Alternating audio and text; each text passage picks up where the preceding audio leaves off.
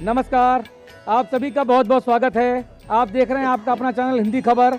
आपके साथ मैं अतुल अग्रवाल हूं और इस वक्त मैं कुंभ नगरी प्रयागराज में मौजूद हूं गंगा तट पर। और हिंदी खबर का जो महासंवाद है, महाकुंभ महासंवाद, उसकी जो श्रृंखला है वो आज सुबह 11 बजे से ही वो अनवरत लगातार जारी है। कुंभ के विभिन्न रंग वो हिंदी खबर पर हम लगातार दिखा रहे हैं। और इस कड़ी में मैं एक और पूजनीय संत को मैंने मंच पर स्थान दिया है। उनका आशीर्वचन लेने के लिए हमारे 19 करोड़ दर्शक जो भारत और भारत के बाहर 21 देशों में हमारा ये प्रसारण अपने टेलीविज़न सेट्स और डिजिटल माध्यम से देख रहे हैं, पसंद करते हैं, सराहते हैं, उन सभी के लिए इस कुंभ की पावन धरा से, महाकुंभ की महाभूमि से, महाकुंभ महासंवाद में आशीर्वचन आप तक संप्रेषित कराने के लिए मैंने आमंत्रित किया है महामंडलेश्वर महंत श्री नवल किशोर दास जी को। आप मुख्य प्रवक्ता हैं अखाड़ा परिषद के, आप महामंत्री हैं संत महामंडल के, और आप विश्व हिंदू परिषद के जो केंद्रीय मार्गदर्शक मंडल होता है, जो टॉप इकाई होती है, उसके सक्रिय सदस्य हैं। महाराज जी, हिंदी खबर पर मैं आपका स्वागत करता हूं। धन्यवाद। जय श्री राम। जय जय श्री राम। जय श्री राम। महाकुंभ में चारों तरफ क्या दिख रहा है महाराज जी? पहले तो मैं आपकी दृष्टि से चाहता हूं कि दर्शक मेरे देखें। गंग सकल मुद मंगल मूला, सब सुख करन हरन भव सूला, मंजन ते विनय प्रयासा, मम समीप नर पावै वासा। संपूर्ण में एक ही दृश्य दिखाई देता, आस्था, समर्पण और संगम की पावन धारा में अवगान करने की, डुबकी लगाने की ललक है। यहाँ लोग कई किलोमीटर पैदल चल के आ रहे हैं, थके हैं, परेशान हैं, परंतु उत्साह में कोई कमी नहीं है। इतना उत्साह है कि एक बार तो किसी प्रकार से संगम में डुबकी लगा लेना चाहते हैं, और जो डुबकी लगा लेता है उसे लगता है मेरी यात्रा ही नहीं, मेरा संपूर्ण जीवन पूर्णता को प्राप्त हो गया है। यही वैदिक परंपरा की खूबसूरती है कि हर व्यक्ति यहाँ समान, यहाँ कोई विषमता नहीं है और लक्ष्य में भी कोई विषमता नहीं है। सबका एक ही लक्ष्य है, यहाँ कर स्नान करना। कोई धन दौलत, कोई ऐश्वर्य, कोई पद नहीं मांग रहा है, केवल एक ही चीज़ मांगता है, एक ही लक्ष्य है कि मैं गंगा यमुना सरस्वती के पावन संगम में एक बार स्नान कर लूँ। जी महाराज जी, हमारे आज के इस महाकंक्लेव, इस महाकुंभ महासंवाद का जो लक्ष्य है, जो विषय है, वो है कि भारत को विश्व गुरु बनाने हेतु महाकुंभ के महात्म्य पर परिचर्चा। मैं चाहता हूं कि महाकुंभ का महात्म्य और भारत की वो वैभवशाली धर्मधुरा सनातनी पताका जो विश्व गुरु बनाने के लिए, वसुधैव कुटुंबकम बनाने के लिए, हमारे सनातन को सहजीविता के सिद्धांत पर चलाने के लिए इस महाकुंभ के महात्म्य को आप कैसे देखते हैं? देखिए, पूरी दुनिया में एक ही परंपरा, एक ही आस्था यानी सनातन धर्म है जो संपूर्ण दुनिया को अपना मानता है, मानव मात्र को बंधु मानता है। वसुधैव कुटुंब की परंपरा केवल सनातन में है। और आप जानते हैं, घर में भी कोई व्यक्ति आरती करता है, पूजा करता है, कोई नित्य कर्म करता है, तो कभी उसने ये नहीं कहा केवल मेरे परिवार का कल्याण हो, केवल मेरे गांव का कल्याण हो, या मेरे प्रांत का हो। यहाँ तक भी नहीं, ये भी नहीं कहा कि मेरे भारत का ही खाली कल्याण हो या हिंदुओं का हो। एक सनातन को मानने वाला अपने घर में भी कहता है विश्व का कल्याण हो, मानव जाति का कल्याण हो, क्योंकि हम सबको अपना मानते हैं। वसुधैव कुटुंब की परंपरा केवल और केवल सनातन में है। बाकी जो पंथ हैं वो व्यक्तियों के द्वारा निर्मित हैं, और व्यक्ति जब कोई चीज़ बनाता है तो उसको किसी के प्रति लगाव होता है, किसी के प्रति विलगाव होता है। जिसके प्रति लगाव होगा उसकी वो अच्छाई देखेगा, विलगाव होगा तो अच्छाई में वो बुराई देखेगा। जैसे अनेक मतांतर हैं जो केवल अपनी बात करते हैं, मानवता की बात नहीं करते, सबके कल्याण की बात नहीं करते, सबके हित की बात नहीं करते। परंतु धन्य है सनातन धर्म जो पूरे वसुदेव कुटुंब की बात करते करते श्री राम मैं सब जग जानी करो प्रणाम जोर जुग पानी।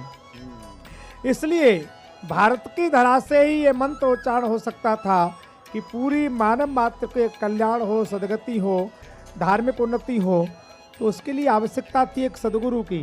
क्योंकि गुरु बिन होए के ज्ञान, ज्ञान कहोए विराग बिन, गावह वेद पुराण, भवक तरी हर भजन बिन। गुरु शिष्य की परंपरा जो अंधकार से प्रकाश की ओर ले जाती है, खटास से मिठास की ओर ले जाती है, अपूर्णता से पूर्णता की ओर ले जाती है, बाहर से अंदर की ओर ले जाती है, निजता की ओर ले जाती है, ऐसी पवित्र दिव्य परंपरा ही ऐसी परंपरा हो सकती है जो पूरे मानवता को गुरु के रूप में ज्ञान उपदेश करे। इसलिए भारत प्रारंभ में हुई आध्यात्मिक गुरु के रूप में कार्य करता रहा, आज भी कर रहा है। हमारे यहाँ आज भी जगत गुरु की परंपरा रहती है, पंथ गुरु की परंपरा नहीं रहती। किसी पंथ का गुरु ऐसा हमारे यहाँ जगत गुरु, क्योंकि पूरे जगत को हम अपना मानते हैं और पूरे जगत का कल्याण चाहते हैं। सर्वे भवन्तु सुखिनः, सर्वे सन्तु निरामया, सर्वे भद्राणि पश्यन्तु मा कश्चित् दुःख भाग् भवेत्। सभी का कल्याण हो, सभी सुखी रहें। और आप देख रहे हैं केवल सनातन को मानने वाले लोग नहीं आ रहे हैं यहाँ, केवल भारत के लोग नहीं आ रहे हैं, पूरी दुनिया के लोग आ रहे हैं। और पूरी दुनिया के लोग यहाँ की त्याग और तपस्या को नतमस्तक होने के लिए आ रहे हैं। केवल तमाशा देखने नहीं आ रहे हैं, केवल भीड़ देखने नहीं आ रहे हैं, वो देखने आ रहे हैं कि हमारे पास संपत्ति तो है, वैभव तो है, विलासता तो है, परंतु सहजता नहीं है, सरलता नहीं है, आध्यात्मिक चेतना नहीं है, आत्म शांति नहीं है, मानवता नहीं है, दृढ़ता नहीं है, समर्पण नहीं है। और वो सब मिलता है गंगा यमुना सरस्वती के पावन तट पर। भारत के किसी कंदरा में बैठ करके, किसी वृक्ष के या किसी झोपड़ी में बैठा कोई साधु, कोई साधक जो साधना में लीन है, वो आपको बताएगा कि जीवन में सुख कैसे आएगा, शांति कैसे आएगी, आनंद कैसे आएगा। अर्थ में सुख होता तो बहुत अर्थवान लोग यहाँ पैदल चल के नहीं आते, यहाँ धूल में नहीं लेटते, खुले आसमान में नहीं लेटते। वो जानते हैं कि अर्थ में सुख नहीं है। अर्थ केवल तन का सुख दे सकता है, पर मन सुखी नहीं है तो तन सुखी का कोई अर्थ नहीं रखता है। इसलिए लोग आत्म सुख की अनुभूति के लिए यहाँ पर आते हैं, और आत्म सुख केवल सनातन दे सकता है। और सनातन को बताने के लिए कोई गुरु चाहिए। इसलिए हमारे यहाँ जगत गुरु की परंपरा है, और पूरे विश्व को मानवता का, समर्पण का, त्याग का कोई उपदेश करता है तो सनातन करता है, वो भारत करता है। जी महाराज जी, लेकिन इतने बड़े ब्रह्मांड के सबसे बड़े धार्मिक आयोजन जहाँ पर 40 करोड़ से ज़्यादा सशरीर जो हैं वो सनातनी पहुँच रहे हैं, और 110 करोड़ से ज़्यादा ऐसी आत्माएं हैं, ऐसे शरीर हैं जिनकी आध्यात्मिक चेतना, आध्यात्मिक भावनाएं इस महाकुंभ के साथ संबद्ध हैं। तो 150 करोड़ सनातनियों का ये पावन जो है ये कुंभ है, महाकुंभ है। लेकिन इसको लेकर भी लोग विवाद कर रहा है, कह रहा महाकुंभ में महाविवाद। वो कहते हैं कैसे, एक मौलाना साहब हैं, मैं उनके कठुमुल्ला कहता हूँ, वो कहते हैं साहब ये ज़मीन तो जो है हमारी है, ये सेंट्रल सुन्नी वक्फ बोर्ड की ज़मीन पर कब्जा करके आप लोग महाकुंभ करा रहे हैं। देखिए क्या होता है, हमारे यहाँ कहा जैसी जिसकी दृष्टि वैसी सृष्टि। अब वो जिसकी दृष्टि कुंठित हो, जिसकी भावनाएं कुंठित हों, और उनकी आध्यात्मिक जो तथाकथित किताब है वही ये सिखाती है कि वहीं तक देखो जहाँ तक हम कह रहे हैं। आप कहते हो पृथ्वी गोल है, वो कहते नहीं गोल नहीं है, चपटी है। सब उल्टा करना है। तो कुछ लोगों की मानसिकता ऐसी है क्योंकि उनकी जो आध्यात्मिक चेतना है वो शून्य है, उनकी जो आस्था है वो कहीं ना कहीं किसी ऐसे कुंठित व्यक्तियों के द्वारा निर्मित की गई है जो उनकी संकुचित भावना रही हो। अब जरा उनको पूछिए कि आपकी जो परंपरा जिसको आप तथाकथित मानते हैं उसको निर्मित हुए हैं मुश्किल से 1400 साल से कुछ ज़्यादा हुए हैं, और ये कुंभ लाखों करोड़ों वर्ष पूर्व से मनाया जा रहा है। उनके दादा परदादा भी मुक्ति की कामना को लेकर के इसी कुंभ में गोते लगाते रहे हैं। आज कदाचित हो चोटी काट करके टोपी पहन लिए हैं, कहीं न कहीं एक अधूरापन है, हल्कापन है, उसी को प्रदर्शित करता है। अरे वक्फ बोर्ड आपका ये बकवास बोर्ड कल बना है और कुंभ लाखों वर्ष पुराना लग रहा है, तो जरा कहने में संकोच तो होना चाहिए, थोड़ी सी गंभीरता तो होना चाहिए, थोड़ा सा चिंतन तो होना चाहिए, थोड़ा मनन तो होना चाहिए कि आप कह क्या रहे हैं। कोई पुत्र अपने पिता को कहे कि आपके ये शादी के एल्बम में हमारा फोटो क्यों नहीं है, तो ये उपहास का पात्र होगा। एक पिता की शादी में पुत्र का फोटो कैसे हो सकता है? तो अरे जरा कुछ सोचो, तुम्हारे दादा परदादा यहीं गोते लगाते रहे, अरे आओ आराम से आकर के यहाँ गोते लगाओ, अपना अपने परिवार का, अपने पूर्वजों को मुक्ति। वो आज घूम रहे हैं कहीं ना कहीं ऊपर। आपने कहा ना कुछ आत्माएं घूमती हैं, तो कुछ तो कुछ हमारे जो सिद्ध लोग हैं, महात्मा लोग हैं, महापुरुष लोग हैं, वो तो हम सबको दर्शन देने के लिए यहाँ पर अप्रकट रूप से आते हैं, अप्रत्यक्ष रूप से आते हैं। पर कुछ ऐसी प्रेत आत्मा भी आती हैं कि उनके बच्चे, उनकी संतान ऐसी अभागी हो गई है, न भारत को मानती है, न भारतीयता को मानती है, न गंगा का गंगत तो दिखाई देती है। तो ऐसे प्रेत भी घूमते हैं कि कहीं गलती से और यहाँ पर नहा लें तो उनको मुक्ति मिल जाए। तो मैं कहूँगा अपने पितरों को मुक्त करने के लिए तो कम से कम गोता लगा लो, उनका उद्धार हो जाएगा, उनकी मुक्ति हो जाएगी। नहीं, ऐसे बहुत अपूर्ण लोग हैं महाराज जी, ऐसे बहुत सारे सियासी प्रेत भी हैं जो इन लोगों को समर्थन देके, अब वो जो भटकती प्रेत आत्माएं हैं ना, तो ये पंथी मजहबी जो प्रेत हैं जो भटक रहे हैं, और दूसरे सियासी प्रेत हैं जो भटक रहे हैं, ये दोनों मिल के डेडली कॉकटेल कॉम्बिनेशन बना के ये सनातन पे, भारतीय जनता पार्टी पे, योगी जी की सरकार पे लगातार हमला बोल रहे हैं। और ये वही प्रेत हैं, सियासी प्रेत, जो कहते हैं कि महाकुंभ का क्या औचित्य, महाकुंभ में योगी जी की कैबिनेट बैठक का क्या औचित्य, ये तो सब जो है सियासी काम है, और राजनीति और धर्म नीति ये अलग अलग होनी चाहिए। देखिए हमारे यहाँ एक पक्षी है, उसकी सवारी तो माँ भगवती लक्ष्मी की है, परंतु एक ऐसा पक्षी होता है जिसे दिन में दिखाई नहीं देता, उल्लू। उल्लू की अब कुछ ऐसे प्रजाति के लोग हैं जिन्हें यहाँ का उत्सव, यहाँ का आनंद, यहाँ का जो धार्मिकता है वो दिखाई नहीं देती। तो इसमें मैं तो कहूँ उनके दृष्टि दोष है, उन्हें अपनी आँख का चश्मा बदलवाना चाहिए। दुर्भाग्य है इस देश में राजनीतिक संरक्षण को लेकर के देश में कहीं न कहीं जातवाद, क्षेत्रवाद को फैला करके राजनीतिक षड्यंत्र की रचना की जाती है, वो दुर्भाग्यपूर्ण है। मान लीजिए कुंभ में आकर के अब योगी जी हर दूसरे तीसरे दिन यहाँ का निरीक्षण परीक्षण कर रहे हैं, तो उनकी प्रशंसा करना चाहिए कि अभी तक तो लोग बैठे रहते थे लखनऊ में और अपने चाचा जान को भेज देते थे यहाँ पर, जिनको कोई लेना देना नहीं, जिनका कुंभ से कोई मतलब नहीं, ऐसे लोगों को भेजते थे।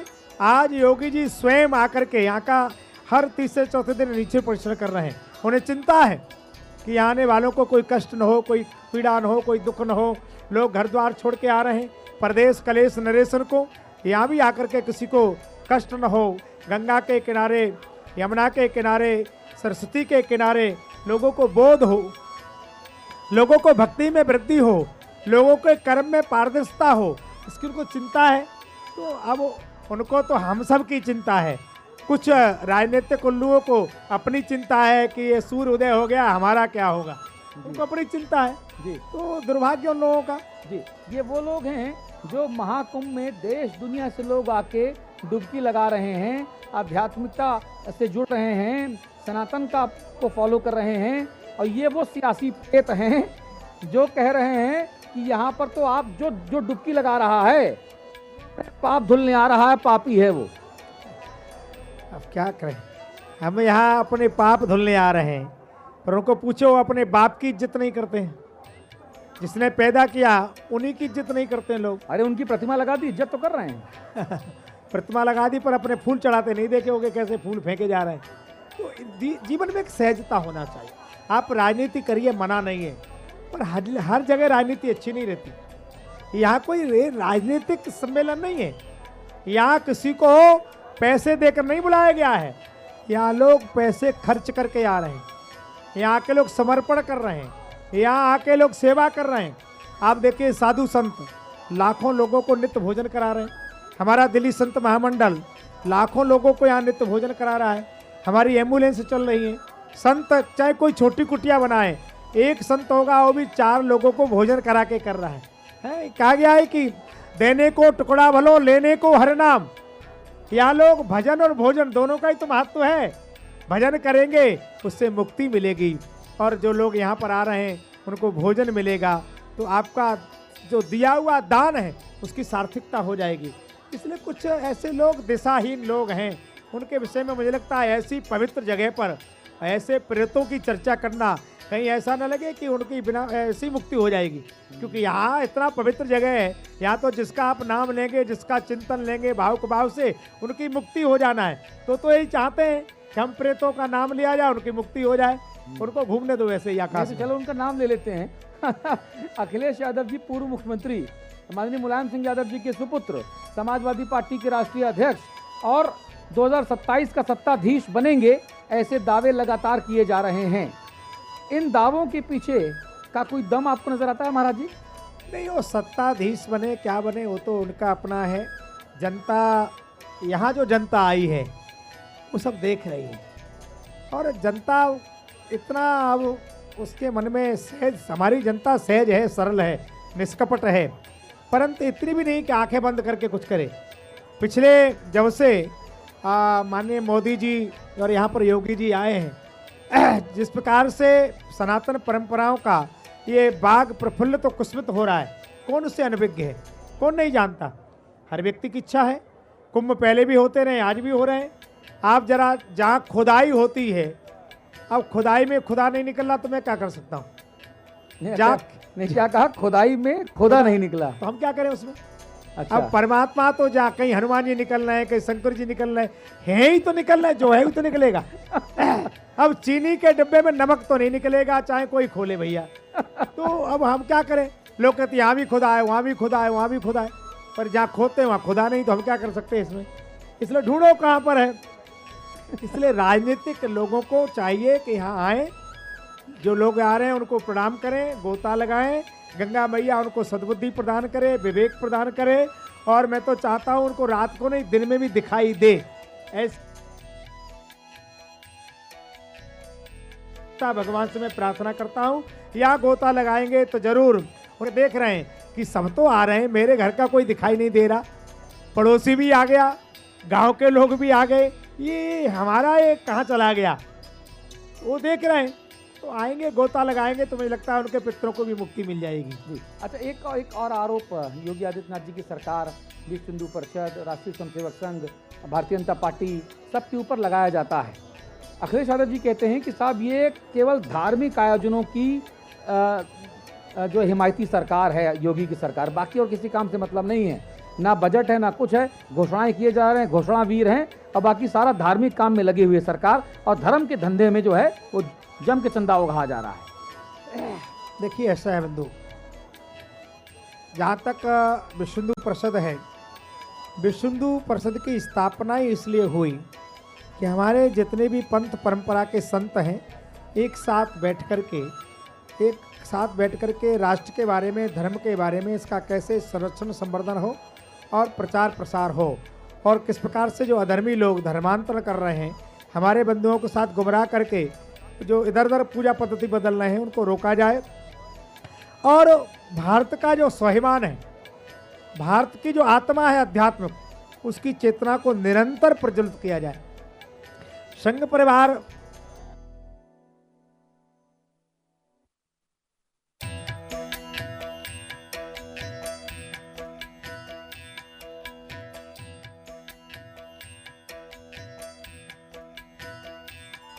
आर्थिक दृष्टि से, राजनीतिक दृष्टि से परिपक्व हो, और हर नागरिक को अपने देश के प्रति स्वाभिमान और समर्पण हो।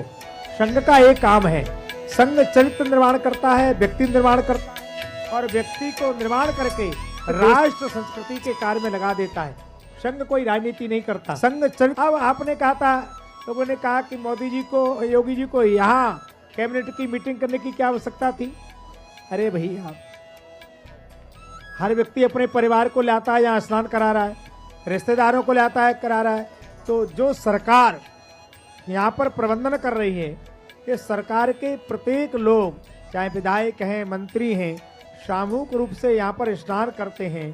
तो आपको पता है, यथा राजा तथा प्रजा। और प्रजातंत्र में जो राजनीतिक लोग हैं पद पर बैठे, वही राजा हैं।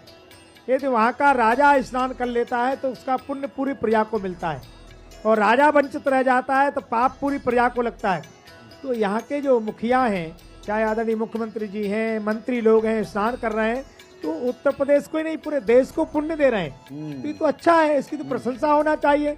पर क्या करें, कुछ लोग कुंठित बुद्धि से ग्रसित हैं, वो तो उनको दिखाई नहीं देता। मैं महाराज जी, मैं 5 मिनट के लिए आप से जो हमारा जो संवाद हो रहा है इसको मैं बाधित करना चाहूंगा।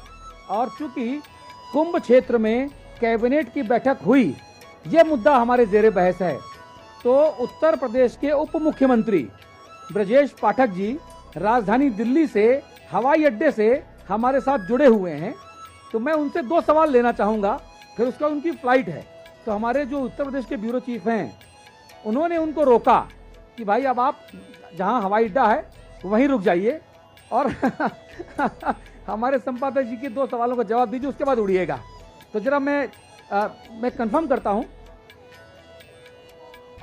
अच्छा, तो ब्रजेश जी जो हैं अभी बैठ रहे हैं, ये अभी सूचना आई है। ये मुद्दा बहुत महत्वपूर्ण मुद्दा है महाराज जी।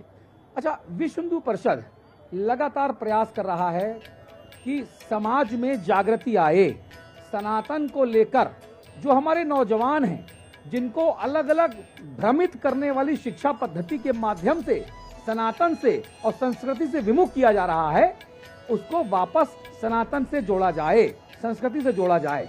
इस प्रयास में आप विश्व हिंदू परिषद, अखाड़ा परिषद, संत साधु मंडल, ये कितना सफल हुआ महाराज जी? देखिए, हमारे यहाँ परंपरा है शिक्षा और दीक्षा। शिक्षा, आपकी शिक्षा की स्थिति क्या है? प्राचीन भारत में जो शिक्षा थी वो धर्म प्रधान थी। आज की शिक्षा कहीं न कहीं अर्थ प्रदान होती जा रही है। पहले जो व्यक्ति अध्ययन करता था उसे लगता था कि हम व्यवसाय करेंगे, व्यापार करेंगे, उससे परिवार का पालन करेंगे, उस समाज का भी सहयोग करेंगे और अपनी मुक्ति के लिए भगवत स्वाध्याय और भजन करेंगे। पर आज पढ़ाया जाता है कि केवल अर्थ के लिए। तो हमारी शिक्षा धर्म प्रदान होना चाहिए। एक बात, गुरुग्रह पढ़ने गए गुराई, अल्पकाल सब विद्या पाई। आज के भी बच्चे हॉस्टल में पढ़ने जाते हैं। भगवान श्री राम और श्री कृष्ण गुरुकुल में पढ़ने गए। भगवान श्री राम जब पढ़ करके वापिस आए तो उनका चरित्र कैसा था, उनका व्यवहार कैसा था? प्रातः काल उठ के रघुनाथा, मात पिता गुरु नावे माता। प्रातः काल उठ करके भगवान श्री राम माता पिता को प्रणाम करते हैं। पर आज के बच्चे प्रातः काल खड़े होकर के हाय डैड, हाय मॉम ऐसा करते। डैड माने क्या होता है? जीते रहो। अब जन्म देने वाला पिता को आपने डैड बना दिया तो शिक्षा कहाँ से मिलेगी, संस्कार कहाँ से मिलेगा? जो माँ है, जो माँ भगवान से भी ज्यादा इसका आदर करना था, वो माँ को आपने मम्मी कर दिया। ईसाई धर्म में कोई मरता है तो उसके शरीर को रखा जाता है काट के बक्से में, बॉडी को सूख जाए से मम्मी बोलते हैं। तो डैड और मॉम ये हमारे शब्द ही नहीं है, हमारे शब्द है माताजी और पिताजी। तो आपकी शिक्षा किसी राष्ट्र को अपनी मूल सिद्धांतों से भटकाना हो, हटाना हो, तो उसकी शिक्षा विशैली कर दो। आज हमारी शिक्षा कहीं न कहीं मूल परंपराओं से विक्षिप्त कर दी गई है। इसलिए संपूर्ण साधु समाज, अखाड़ा परिषद, विश्व हिंदू परिषद, संघ परिवार, सभी लोगों को एक ही चिंता है कि हम अपने आने वाली पीढ़ी को अच्छी शिक्षा दे पाए। पूत कपूत तो कादन संचय, पूत सपूत तो कादन संचय।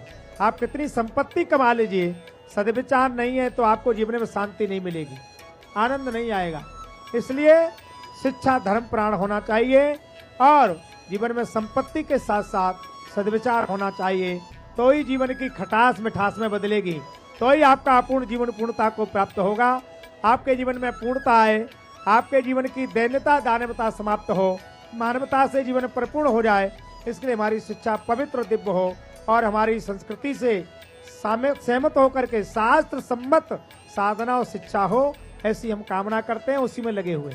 महाराज जी 370 का उन्मूलन हो गया, लेकिन क्या अब लगता नहीं कि जो गुरुकुल शिक्षा पद्धति है, जिसको रोक दिया गया था अलग अलग तरीकों से, अब उसको दोबारा से आत्मसात करने की कोशिश है? मैं चित्रकूट ग्रामोदय विश्वविद्यालय का पढ़ाई किया हुआ छात्र हूँ, मैं पूजनीय श्रद्धेय नानाजी देशमुख का शिष्य हूँ, और ये मैं अलग अलग मंचों से कहता हूँ।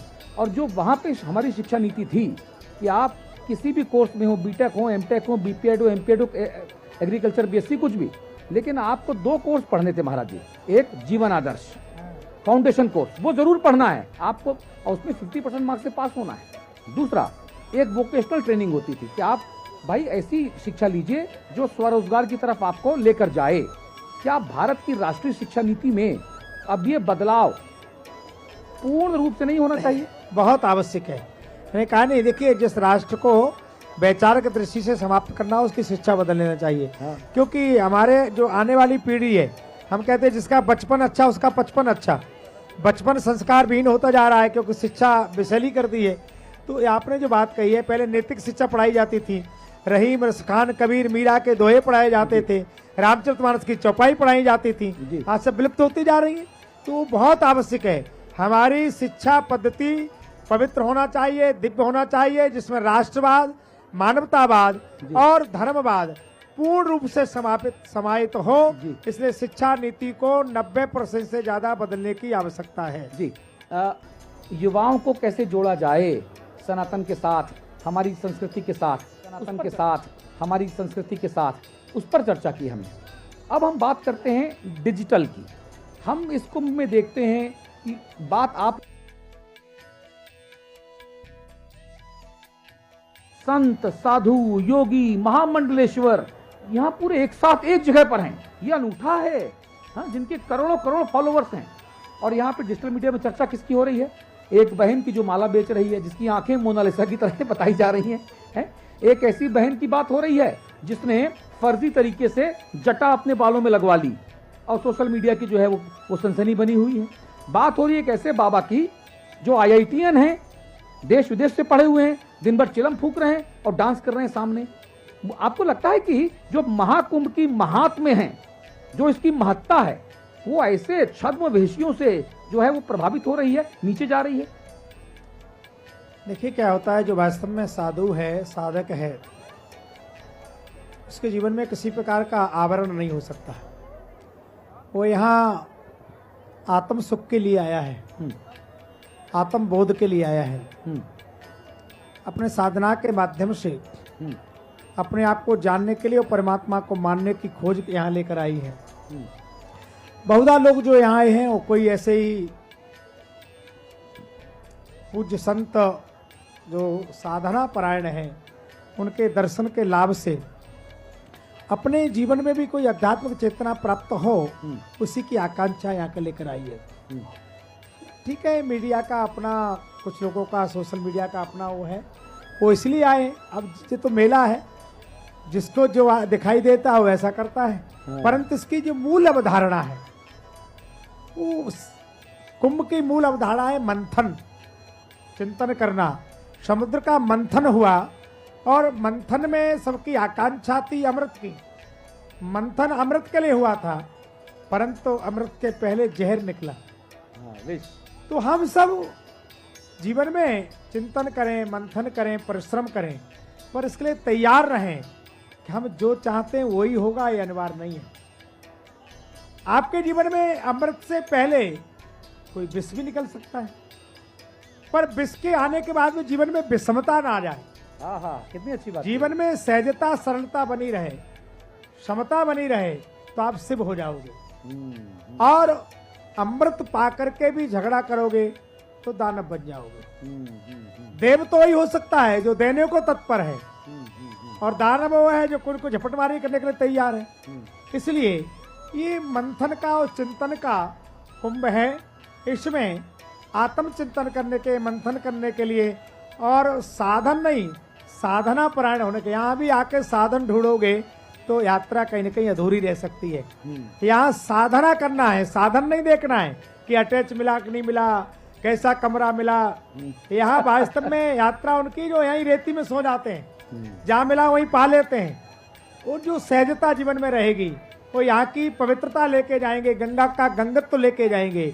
निसंदेह उनकी स्मृति में, उनके जीवन में कुंभ बहुत बड़ा आध्यात्मिक बदलाव करेगा, और ये आध्यात्मिक चेतना को प्राप्त होंगे, सहजता सरलता को प्राप्त हो सकेंगे। इसलिए घबराना नहीं है, किसने जटा लगाए, किसने क्या किया, काल नेमी तब भी थे, आज भी हैं, आगे भी होते रहेंगे। जी, आप क्या करने आए हैं, आपका यहाँ लक्ष्य क्या है, आपका केंद्र क्या है।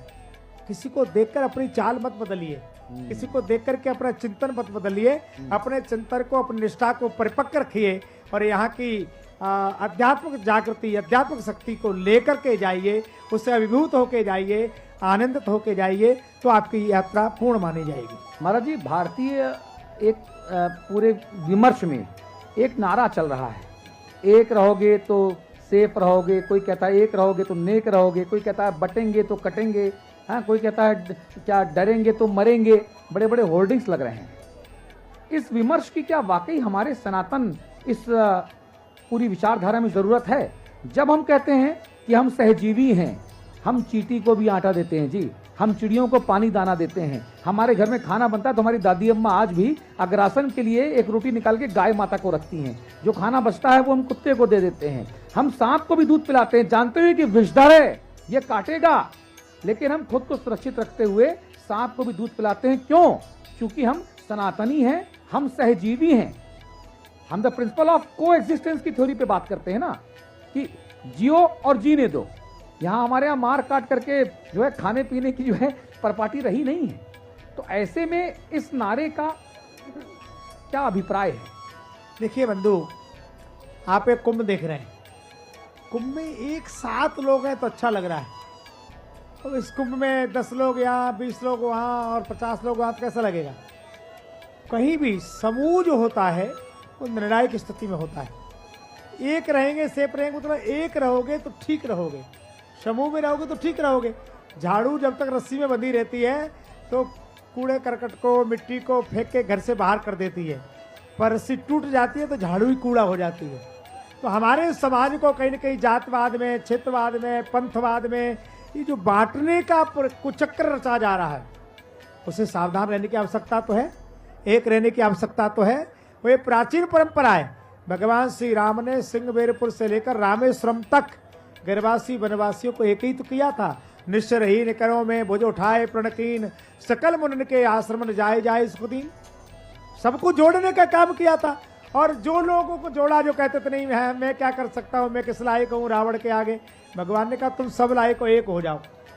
तो आज जिस प्रकार से धर्मांतरण किया जाता है, जिस प्रकार से हमारे हिंदू जहाँ थोड़ी कम संख्या में रह जाते हैं उनको डराया धमकाया जाता है, उसके लिए कहीं न कहीं संघर्ष करने के लिए, एकजुट रहने के लिए एक होना बहुत आवश्यक है। इसलिए कहा गया एक रहोगे तो सेफ रहोगे, इसमें कौन सी गलती बात।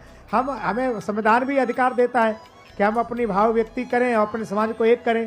तो हमने किसी को मारने काटने की बात तो की नहीं, अपने लोगों को एक करने की बात की है। पुरानी परंपरा है, भगवान श्री राम ने एक किया, भगवान कृष्ण ने गौ चला करके एक किया।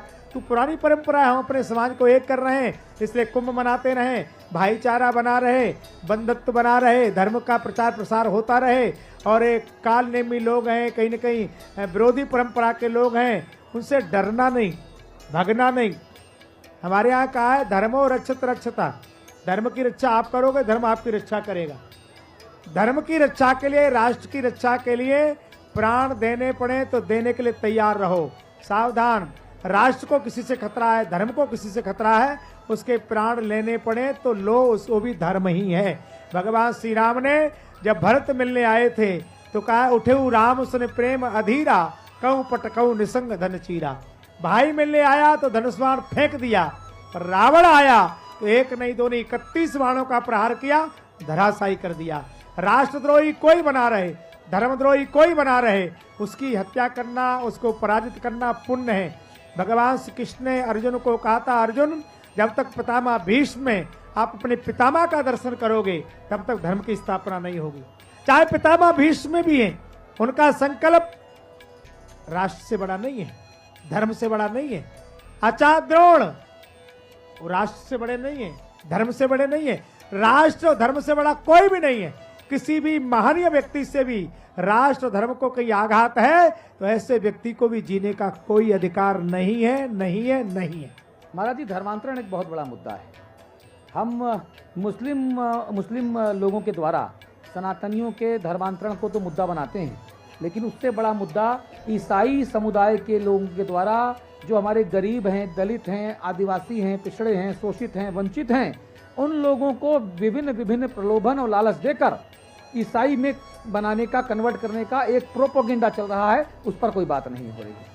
देखिए, निस्संदेह आपकी चिंता जो आपने व्यक्त की है, हम सब उससे चिंतित हैं। और जिस प्रकार से एक मीठा जहर, क्या सॉफ्ट फ्यूज क्या बोलते हैं उसको अंग्रेजी में, स्वीट पॉइजन, मीठा जहां, स्वीट वो पॉइजन। ईसाइयों के द्वारा दिया जा रहा है, सेवा का ढोंग करके, शिक्षा का ढोंग करके। परंतु अब ऐसा नहीं, अब समाज में जागृति आई है, हमारे नौजवान जागृत हुए हैं। कहीं न कहीं इस जाग पद्धति से और अंग्रेजी मीडियम मान करके लोग ज़्यादा जाते थे पढ़ने के लिए, तो हमारे बच्चे मंदिर के आगे भी ऐसे करते थे, पता नहीं ऐसे करना है कैसे करना है। पर अब परिवार में भी जागरण आया है, लोग अपने बच्चों के साथ बैठते हैं। मैं कहूँगा आपके माध्यम, हिंदी खबर के माध्यम से, कि बच्चों के साथ बैठिए, बच्चों से बात करिए कि बच्चों को क्या संस्कार हम दे रहे हैं। हम लोग क्या करते हैं, इसका बचपन अच्छा, उसका बचपन अच्छा, बचपन संस्कार रहित तो होता जा रहा है और उसका दुष्परिणाम में नौजवान दिशाहीन हो रहा है, बड़े व्यक्ति मौन हो रहा है। तो बचपन में संस्कार जरूरी हैं। आज एकल विद्यालय के माध्यम से गिरवासी वनवासी समाज में भी कहीं न कहीं हमारी जो नैतिक शिक्षा है, हमारी सनातन शिक्षा है, उसका प्रचार प्रसार हो रहा है और नौजवानों को कि अच्छा आश्रय देने का काम निरंतर चल रहा है। उससे अब उन कालनोमियों का, कपटमुनियों का कहीं न कहीं भंडाफार हो रहा है और हमारे लोग जागृत हुए हैं, सजग हुए हैं। जो धर्मांतर हो गए थे, हजारों लाखों लोग वापस आ रहे हैं, हमारे अपने बंधु हैं। हम मानते हैं कि समय के रहते उनके पास हमें जाना चाहिए था, हम नहीं जा पाए, उसका परिणाम तो हुआ।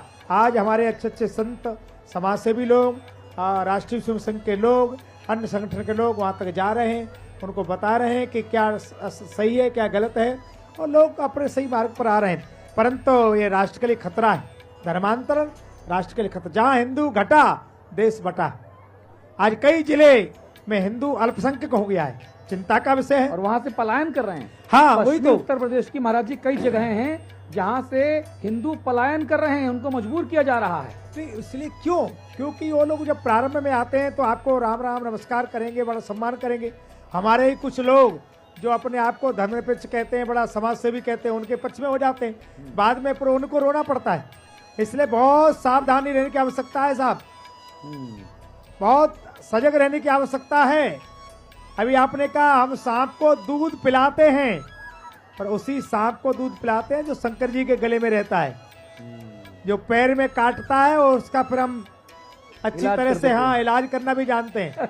कहा कि सांप को लाठी मारना है, किसको दूध पिलाना है, ये हिंदू समाज को जानना पड़ेगा।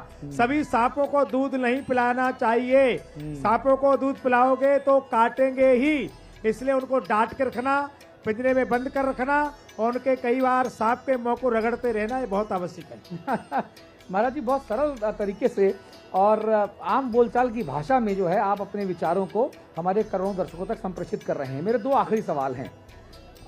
अयोध्या तो कहते हैं कि झांकी है, काशी मथुरा बाकी है, अब इसमें संभल जुड़ गया है, कोई इसमें अजमेर जोड़ देता है, कोई बदायूं जोड़ देता है, और छोटे छोटे नेता जो बड़का नेता मंत्री वो बनना चाह रहे हैं, वो कुदाल लेके घूम रहे हैं पूरे जिला मोहल्ले में। देखो जरा कहाँ पे मस्जिद कीजिए, मंदिर के अंश हैं, बोले खोद डालो।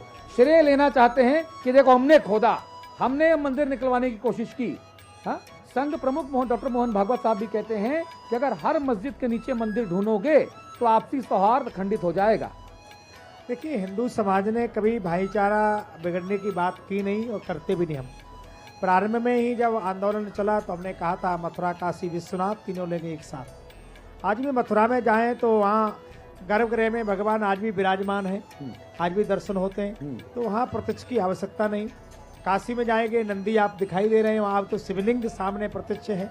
तो जहाँ प्रत्यक्ष प्रमाण, वैसे तो हमारे करीब 32,000 प्रमुख मंदिरों को विध्वंस करके तथाकथित ढांचे खड़े किए। हमने 3 मांगे थे, इससे चाहते और क्या चाहते हो भाई, क्या चाहते हो? और कौन सा भाईचारा होता है? कहाँ 3,000, कहाँ 3 क्या दिए गए? राम मंदिर बन रहा है, साक्ष्य के आधार पर बन रहा है, कोर्ट के आदेश पर बन रहा है, किसकी दया मेहर पर नहीं बन रहा है। तो आप, हम तो आज भी कह रहे हैं आओ ना बात करते हैं, पर आप बात करके राजी नहीं है। देखिए मान्यवर, देश का बंटवारा 1947 में जनसंख्या नहीं धर्म के आधार पर हुआ था। उन्हें हमारी शंख ध्वनि से, हमारी घंटी से दिक्कत थी, हमें दिक्कत नहीं थी, तो चले गए। ये जो भारत है ये भारतीयों का है, जो सनातन को मानते हैं उनका है। फिर भी हम कहते हैं, हमने नहीं कहा कि हम हर मस्जिद के नीचे मंदिर ढूंढना चाहते हैं, पर हम क्या करें, जहाँ मंदिर मस्जिद के नीचे मंदिर है तो हम क्या कर सकते हैं? इतिहास बता रहा, तो हम क्या कर सकते हैं। आदरणीय भागवत जी की बात से हम सहमत हैं, हम अलग नहीं है। हम कहीं सब जगह खुदाई नहीं करना चाहते, परंतु जहां प्रत्यक्ष प्रमाण मिल रहे हैं तो कोर्ट में तो हम जा सकते हैं। कोर्ट के दरवाजे बंद कर देंगे हमारे लिए। कोर्ट के आधार पर हम कह रहे हैं कि जहां प्रमाण है वो हमें मिलना चाहिए, तो उसमें तो कोई लड़ाई झगड़े की बात ही नहीं है। आप भी कोर्ट में जाइए, आपके लिए कोर्ट खुला है। हम संविधान के आधार पर, अपने केवल आस्था के नाम पर नहीं, संविधान के आधार पर, साक्ष्य के आधार पर हमारे जो प्राचीन मंदिर हैं उनका हम जीर्णोद्धार करना चाहते हैं, उसमें पूजा करना चाहते हैं, भगवान की आरती करना चाहते हैं। अब 46 साल के बाद वहाँ शिव जी को हनुमान मंदिर खोला गया। अब सोच सकते हैं यहाँ हाल है तो पाकिस्तान में क्या है। वहाँ तो मंदिरों में गधे घोड़े बांधे जा रहे हैं। तो अब ज्यादा हिंदू समाज पलायनवादी नहीं हो सकता। हम ईश्वरवादी हैं, पलायनवादी नहीं है। हम किसी को डराते नहीं है, पर किसी से डरेंगे भी नहीं, सीधी सी बात जी। यूसीसी को लेकर बहुत बात हो रही है महाराज जी, और कहा जा रहा है कि यूसीसी का ये राइट टाइम है। भारत में जो यूनिफॉर्म सिविल कोड है ये उसका राइट टाइम है, इससे बेहतर वक्त आ नहीं सकता, क्योंकि सनातन की जो धुरा है, जो सनातन की जो एक पताका है वो फहराई जा रही है। मोदी जी, योगी जी के राज में अगर यूसीसी नहीं आएगा तो कब आएगा? हालांकि आ रहा है धामी जी के उत्तराखंड में। देखिए बंधु, मुझे लगता है आप बहुत पढ़े लिखे व्यक्ति हैं, इतने बड़े वरिष्ठ पत्रकार हैं। किस देश में ऐसा कानून है जहां धर्म देख करके उसे दंड दिया जाता है? कौन सा देश है? हर देश नागरिक का कर्तव्य है कि अपने संविधान का आदर करे, अपने देश के लिए लड़े और मरे। हद हो गई साहब। राम सिंह अन्याय करे उसके लिए अलग किताब खोली जाएगी, रहीम करे तो अलग खोली जाएगी। ये क्या तमाशा है? एक विधान, एक निशान, एक प्रधान, ये पुरानी मांग है, कौन सी नहीं है। समान नागरिकता लागू होना ही चाहिए, जल्दी होना चाहिए। यहाँ सब करे, यहाँ किसी का धर्म देख करके उसके साथ न्याय अन्याय नहीं किया जा सकता। हमारे लिए हिंदू मैरिज एक्ट अलग, मुसलमान के लिए अलग, क्या तमाशा है? यहाँ इंडियन मैरिज एक्ट होना चाहिए ना। यहाँ हिंदू मुसलमान का क्या मतलब है? तो ये सब तमाशा नहीं चलेगा। पूर्वत की सरकारें आंख में पट्टी बांध करके अपने रिश्तेदारों को जिस प्रकार से बढ़ावा देती रही है वो ज्यादा चलने वाला नहीं है। समान नागरिकता चाहिए तो चाहिए ही, और पूरे देश में चाहिए। मैं आपके माध्यम से उत्तराखंड के मुख्यमंत्री जी को बधाई देना चाहता हूं, और मैं चाहता हूं कि हमें सभी मुख्यमंत्रियों को और देश के प्रधानमंत्री को भी बधाई देने का अवसर जल्दी प्राप्त हो, ऐसी मैं कामना करता हूं। जी महाराज जी, आपके आशीर्वचन के लिए मैं बहुत बहुत आभारी हूं। मैं अपना धन्यवाद आपके श्री चरणों में ज्ञापित करना चाहता हूं कि आप यहां आए, इतने व्यस्त अपने कार्यक्रमों से वक्त निकाल के आप हमारे लिए आए। धैर्यपूर्वक आपने हमारे कार्यक्रमों में बाकी अतिथियों को सुना, धैर्यपूर्वक हमारे सारे सवालों का जवाब दिया। तो मैं शाब्दिक तौर पे आपका आभार जताता हूं महाराज जी। और आपके साथ, आपके इन श्री वचनों के साथ ही साथ आज का महाकुंभ महासंवाद का मैं समापन का भी ऐलान करता हूं। जो हमारे तमाम दर्शक हैं, जो हमको अलग अलग मीडिया माध्यमों में, सोशल मीडिया पे, इलेक्ट्रॉनिक मीडिया पे देख रहे हैं, उन सब का भी बहुत बहुत धन्यवाद महाराज जी। और आप लोगों के आशीर्वाद से हिंदी खबर चैनल पूरे भारत के अलावा 21 देशों में भी प्रसारित होता है। बहुत बहुत धन्यवाद। तो आप लोगों के आशीर्वाद से संभव हो पा रहा है, और आज आपके आशीर्वाद से ही इस कार्यक्रम का मैं समापन कर रहा हूं। तो मैं चाहता हूं कि आप हमारे दर्शकों के लिए, हमारी संपादकीय टीम के लिए आप अपने आशीर्वाद स्वरूप कुछ कहें। गंगा मैया की, संगम क्षेत्र की, कुंभ महापर्व की, सनातन धर्म की जय। जय श्री राम, जय श्री राम, जय श्री राम, जय श्री राम। हिंदी खबर के माननीय मुख्य संपादक जी, आपकी पूरी टीम, आपके पूरे सभी सहयोगी जनों को हृदय की गहराइयों से इस पावन संगम के तट पर मैं बहुत बहुत बधाई देता हूँ, साधुवाद देता हूँ कि हिंदी खबर, ऐसे भी हिंदी को हम अपनी माँ मानते हैं, जननी मानते हैं, और आपने हिंदी खबर के नाम से एक चैनल प्रारंभ किया है। खूब प्रचार प्रसार हो और वैदिक सनातन संस्कृति का प्रचार प्रसार करने में देश नहीं विदेश के कोने कोने तक आपका चैनल पहुंचे, ऐसी कामना करता हुआ आपके सभी सहयोगियों को बहुत बहुत साधुवाद, धन्यवाद। जय श्री राम। जय श्री राम महाराज, जय श्री राम।